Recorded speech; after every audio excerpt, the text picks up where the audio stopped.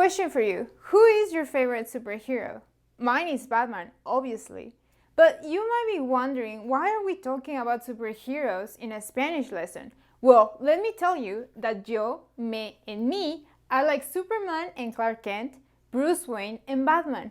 They are the same person, but they behave differently depending on the situation. And just like we don't want to confuse the superheroes' alter egos, we cannot mix these pronouns either. So, in this video, I'm going to teach you the difference between yo, me, and me. I'm going to give you some tips so you can use these pronouns correctly, and I'm going to give you a quiz so you can practice these words immediately. Hi guys, this is Daniela from Tell Me Spanish y estoy aquí para ayudarte a hablar español de forma más natural. As I was explaining at the beginning of this video, yo, me, and me refer to the same person, me. However, we cannot use these pronouns interchangeably. In fact, they behave different. Let me show you how you're going to identify them. Yo means I. Yo is a subject pronoun. It's the doer. Yo is used to express actions or to describe who you are or what you are.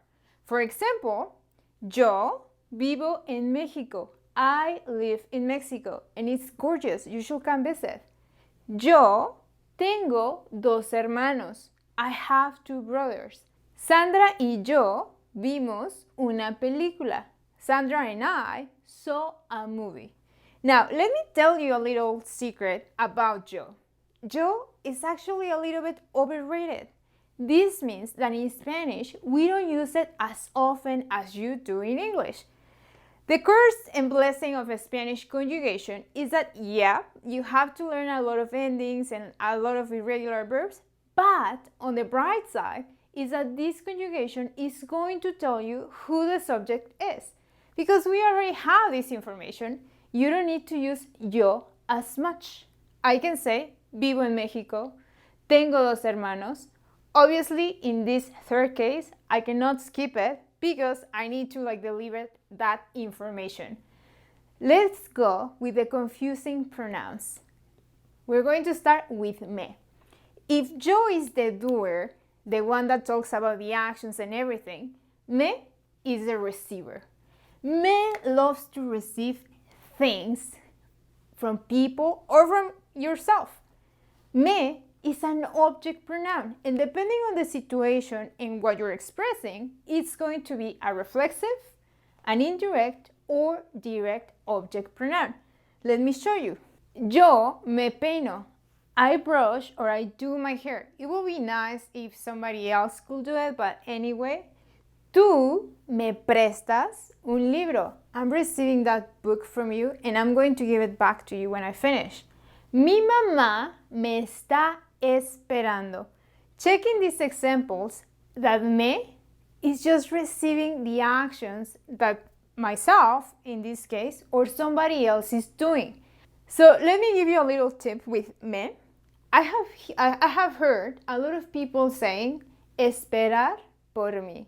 We don't say that in Spanish. It literally means wait for me. And that sounds great in English, but it doesn't in Spanish. In Spanish, we say me está esperando, or if you want to give a command, wait for me, we say espérame. Okay? You're going to use me with esperar. Let's go check me. You already know that yo is the doer, me is the receiver, and me is the picky one. Me doesn't like to mix with anyone. It's very picky when it comes to friends. And in this case, me only works with prepositions. It's what we call a prepositional pronoun. In more formal terms, it's called a stressed pronoun. And no, it's not because he's stressed. It's because it has this accent mark over here. So, because it's picky, it only mingles with prepositions. Check these examples. A mí me gusta ver televisión. I like watching TV.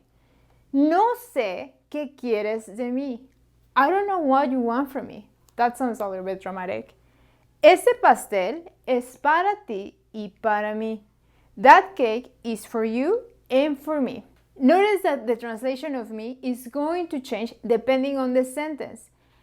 Here you have a little tip so you use this word correctly. Yes, like I told you, me works with prepositions. However, we always have these crazy exceptions in Spanish. And in this case, the exception is going to be con.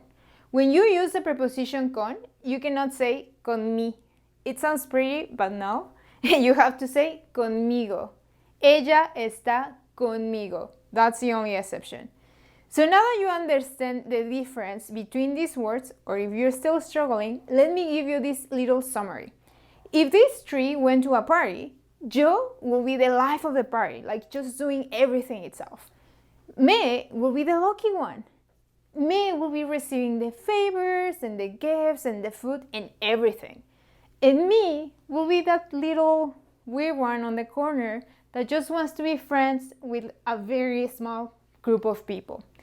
Now, let me ask you a tricky question. What happens if I remove the accent and instead of me, it's just me?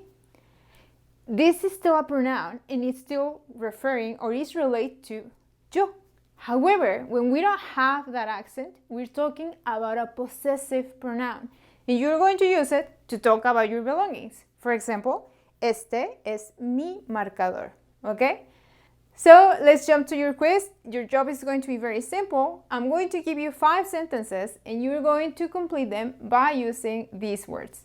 Number 1, blank, quiero aprender español. Number 2, yo, blank, bañé con agua fría. Number 3, ese pastel es para, blank. Number 4, a, blank, me gustan los chocolates. And number 5, dile a Juan que, blank, llame. Leave your answers in the comments, and if you need feedback, I'm going to give it to you. So before we finish this video, I want to give you some additional resources in case you want to go a little bit deeper into this topic. The first one is the same lesson, just in Spanish. That way you get to practice your listening and comprehension. The second one is a guide to Spanish pronouns. As you can see, there are many different pronouns that we use for the same person, and you have to get comfortable using them correctly. So check that guide, please. So that's it for today, guys. I hope you enjoy the superheroes in Spanish. If you like the video, please hit the like button, and I hope to see you soon. Bye!